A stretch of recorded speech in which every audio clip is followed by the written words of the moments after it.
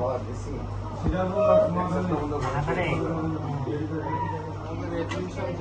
চাঁদপুরে কাস্টমার কি লঞ্চে সকাল 8টা রান্না হয়েছে 12 ঠিক আছে নদীর থেকে তাজা ইলিশ উঠেছে তাজা ইলিশ উঠে খাইয়া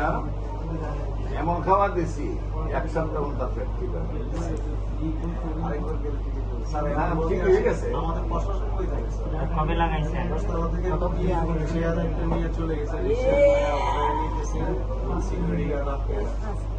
শেয়ার নিয়ে যাবে না রুগী এবারে সিকিউরিটি গার্ড করে রিক্সা থেকে নামায় হয়েছে আর রুগী শেয়ারটা চুরি করে রাখেন